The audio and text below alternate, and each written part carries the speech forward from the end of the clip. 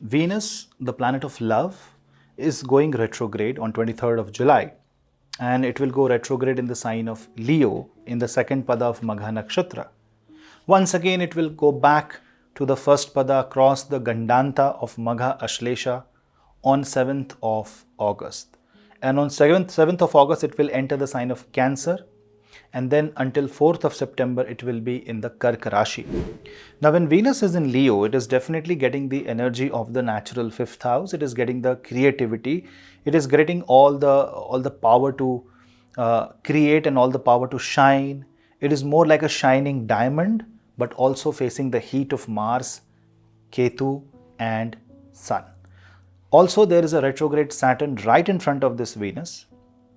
Mars is also accompanying this Venus. So definitely you can understand that this retrograde Venus will act as a relieving force, as a force of relief, as a force to declutter your life. It will take away unnecessary and the toxic from your life and give you that healing touch. You really can't trust your wave of emotions at this point of time. You have to let it settle down. You have to let it reach to the Karka Rashi. You have to let it get out of this fiery Leo zodiac so that any enthusiasm settles down, and what is left is the true wavelength of energy. So patience is definitely going to be scarce, but a necessity when Venus will be retrograde. So in case of relationship, in case of business, don't act or do anything that might only hurt you. You might think it will accelerate the process, but instead of accelerating, it might create more problems. People who are experiencing financial issues should pray to Mahalakshmi during this time. You can also pray to Ma Kamala Devi if you have a guru.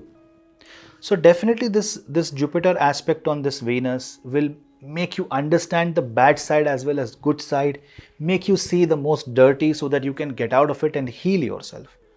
So consider this retrograde Venus as a life-changing, life-altering, but healing transit. Don't consider it as a transit where things will just accelerate like this. Things might accelerate, but then Venus will cross Gandanta and fall into the river of Cancer. What will you do then? You must have that feminine touch, feminine energy of suspending your thoughts and taking things one step at a time and using the energy the way it is, rather than forcing it in a brute way or in a very masculine way to suit yourself. You can't do that. You will have to adjust and be like water around the energy and circumstance that you get. The more you are flexible, the better your life will be during this retrograde Venus.